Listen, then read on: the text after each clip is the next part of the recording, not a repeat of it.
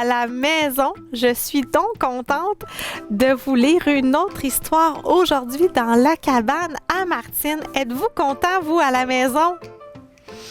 Aujourd'hui, j'ai une histoire vraiment spéciale. En fait, comme à toutes les fois, j'ai une histoire vraiment spéciale et elle s'intitule Mathieu Moitié. Mathieu Moitié? C'est drôle, comme nom? Moi, avant, j'avais jamais entendu parler de Mathieu Moitié. C'est un livre qui a été écrit par Francis Chan. Excusez, j'ai un petit cheveu. Bon. Alors, c'est ça. Mathieu Moitié. Je me demandais au début pourquoi il s'appelait Mathieu Moitié. Avez-vous une idée, vous, pourquoi il s'appelle Mathieu Moitié? On va découvrir ça ensemble. Sans plus tarder, commençons. Mathieu Lambert avait 7 ans et demi. Il mesurait 1,28 m et demi et pesait 25 kg et demi. Il avait beaucoup d'amis, mais personne ne l'appelait Mathieu Lambert. Tout le monde l'appelait Mathieu Moitié. Ce que vous avez remarqué? Regardez, il a des beaux cheveux d'un côté, puis de l'autre côté, il est tout couetté. Est-ce qu'il y a quelque chose d'autre que vous remarquez? Eh oui, il y a un soulier dont les lacets sont attachés, puis l'autre dont les lacets sont détachés.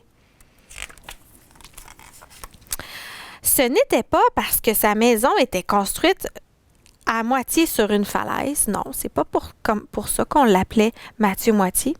Ni parce que son chien était moitié bulldog, moitié caniche. Ça serait drôle, ça, un chien moitié bulldog, moitié caniche. C'était malheureusement parce que Mathieu faisait tout à moitié. Mathieu Moitié ne faisait jamais les choses de tout son cœur. En fait, il n'avait jamais vraiment essayé. Il lui manquait toujours quelque chose pour aller jusqu'au bout. Quand Mathieu se brossait les dents, il commençait par celle du haut, mais il était trop paresseux pour finir de se brosser celle du bas. Alors, il se rendait très souvent chez le dentiste. Avez-vous remarqué comment sont dégueux ses dents d'en bas? Pleines de caries et de nourriture. Yark! À l'école, Mathieu ne faisait ses devoirs qu'à moitié. Et quand il avait un examen, il ne répondait qu'à la moitié des questions. Il n'apprenait que la moitié de ses leçons, jamais plus. Aïe, aïe, aïe. Mathieu ne finissait jamais ses repas. Il avait donc toujours faim à mi-chemin entre le repas du midi et celui du soir. Il se réveillait aussi la nuit, car son ventre était à moitié vide. Mathieu était toujours épuisé, car il ne mangeait que la moitié de son assiette et il ne dormait que la moitié de la nuit. Franchement, c'est pas assez pour garder la forme, ça. Là, on voit ici Mathieu Moitié, qui commence à être beaucoup fatigué, qui s'est endormi.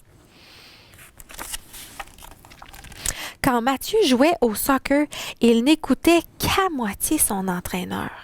Il ne jouait à fond que pendant la moitié du match. Mathieu se serait bien mieux amusé s'il avait joué de tout son cœur pendant toute la partie. Et puis, son équipe aurait été bien plus contente de lui. C'est plate un joueur qui joue juste à moitié. Un jour, qu'est-ce qui s'est passé ici? Mathieu était sorti jouer dehors, mais il n'avait fait ses lacets que sur une seule de ses chaussures. Est-ce que c'est une bonne idée, ça, les amis, de sortir et d'aller faire du vélo avec un soulier dont les lacets sont détachés? Moi, je trouve pas que ça a l'air d'être une bonne idée, ça. Il monta jusqu'à la moitié de la colline, à côté de chez lui, sauta sur son vélo et commença à pédaler. Il roulait de plus en plus vite et voilà que son lacet se coinça dans la roue de son vélo. Mathieu percuta en plein fouet la voiture de son papa. Son vélo était tout tordu et Mathieu s'était fait drôlement mal à la jambe. La voiture de son papa était toute cabossée. Mathieu savait qu'il avait fait une grosse bêtise. Bien sûr, le papa de Mathieu vit la bosse sur sa voiture. Il demanda « Mathieu, sais-tu ce qui s'est passé avec ma voiture? » Mathieu ne voulait pas mentir, mais il ne voulait pas non plus avoir des ennuis. Alors il répondit « Je n'ai vu personne percuter ta voiture. » Mais vous savez, ce n'était que la moitié de la vérité, hein, ça? C'est alors que le téléphone sonna. « Allô? J'appelle juste pour savoir si Mathieu va bien, dit Monsieur Ruggieri, le voisin de Mathieu. Je l'ai vu ce matin percuter votre voiture avec son vélo. Alors j'ai pensé qu'il s'était peut-être bien fait mal. » Oh oh! Mathieu essaya d'expliquer. « Je t'ai dit que je n'ai vu personne percuter ta voiture. C'est la vérité. J'avais les yeux fermés. »« Mathieu, tu n'as pas été honnête avec moi, répondit le papa, tout triste. Ne dire que la moitié de la vérité, c'est dire un mensonge tout entier. Et vivre toute ta vie à moitié seulement, ce n'est pas une bonne chose. Hein, le papa, il n'était pas fâché, le papa il était triste. Tu comprends? Dieu ne veut pas que nous vivions avec un cœur partagé. Jésus ne veut pas que nous l'aimions à moitié seulement. Il nous le dit dans la Bible, la parole de Dieu. Jésus a raconté un jour l'histoire d'un homme qui voulait construire une tour. Avant de commencer, cet homme s'est assuré qu'il avait assez d'argent pour le faire. Il s'est assuré que sa tour serait bien construite et qu'elle resterait debout longtemps. Il ne voulait pas qu'on se moque un jour de lui parce qu'il n'aurait fait son travail qu'à moitié. Il voulait au contraire que les gens sachent qu'il avait bien travaillé. Cet homme n'avait pas travaillé qu'à moitié pour faire cette tour. C'est pareil pour nous. Nous ne devrions pas suivre Jésus à moitié seulement.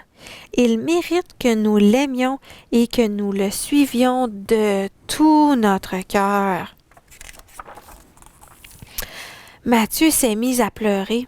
« Mais j'ai jamais réussi à faire les choses en entier. » Son papa répondit, « Dieu sait qu'avec nos propres forces, aucun d'entre nous n'est capable de l'aimer à fond. » Alors, il nous a envoyé un ami qui s'appelle le Saint-Esprit.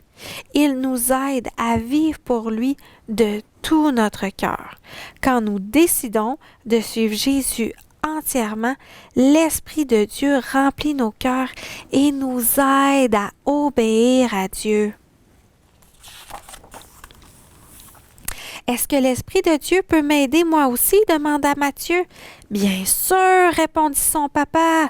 Dieu aime quand nous lui demandons son aide. C'est vrai ça.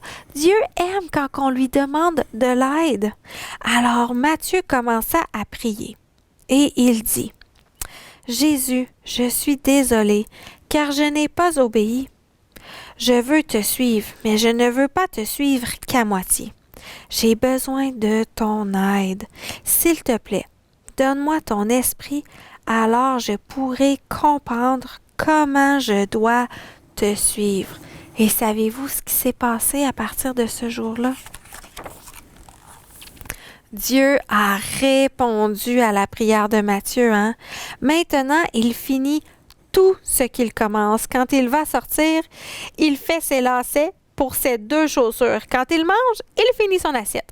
Quand il va à l'école ou joue au soccer, il écoute tout ce que son professeur et son entraîneur lui disent et il se donne à fond.